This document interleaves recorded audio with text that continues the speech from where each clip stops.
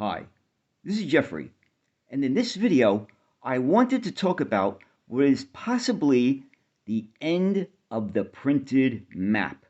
Maybe, maybe not. We'll see. But I wanted to do this video because I'm someone who has always loved maps.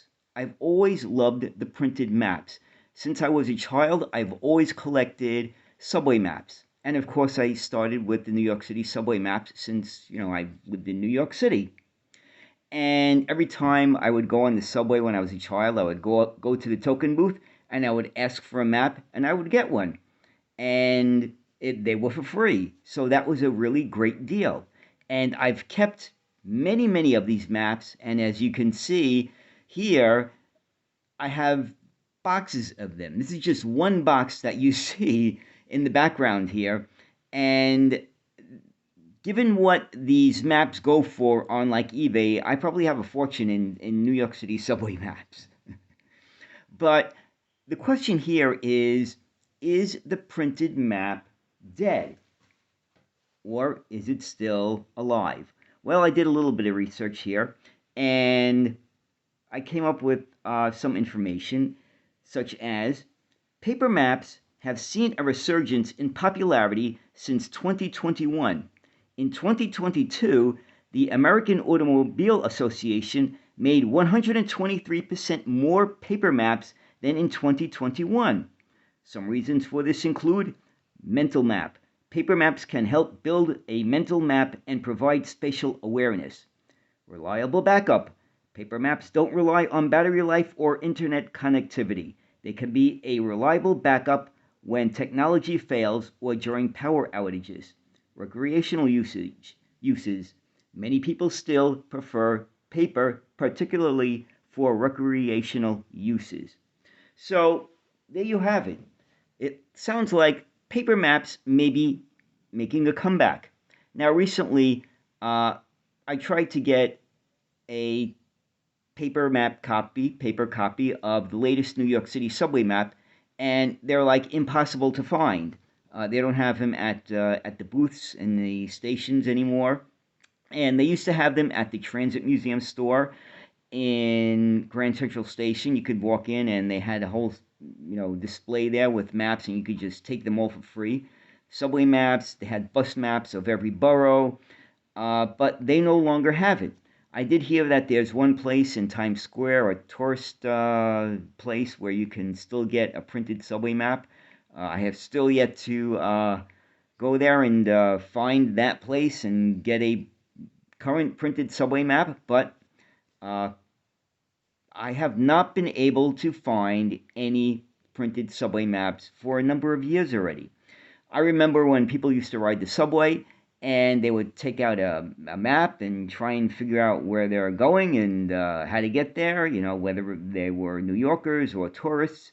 But you would always see people unfolding a map and trying to figure out where to get from point A to point B. Now, the maps of the New York City subway system have been much more complicated in recent years because every weekend they do work on the system, and every weekend they make all sorts of changes to service. They make detours. Some services are suspended. Some services are shortened. But what the MTA has done is they've created a website called The Weekender. You can look at it on your smartphone as well, whereby you can see in real time all of the different changes happening every different week for every different subway line. So that's a benefit of having the electronic map. But there's something missing, because when you look at these subway maps that were designed back in the 1970s, I mean, the one you're looking at here on the screen was designed by the famed graphic designer Massimo Vignelli. And to me, that was a beautiful map. I know that there's a lot of criticism of it, and the MTA actually had brought back the Massimo Vignelli map and made a much more modern version of it, which they are using today, especially for the Weekender map on their Weekender website. But what I also found interesting is that every city, when they printed their maps, when they had printed maps, designed the maps of their subway systems or their transit systems differently. Now, when I was a child, one of the things that I did was that I wrote to transit systems all over the United States. I sent them a New York City subway map, and I asked them to send me a map of their subway system or their transit system in return. And incredibly, everybody answered me. And so let's take a look at some of these maps from the 1970s, and you will see how different they were from one another, how each city approached the printed map very, very differently in a different concept. So let's take a look at some of these examples right now. So here's Philadelphia. That's a very nice cover for their map. And unfortunately, it cost 50 cents. It wasn't for free, but I actually got it for free. Boston, Cleveland, London, San Francisco. Here's Chicago, Washington, D.C.,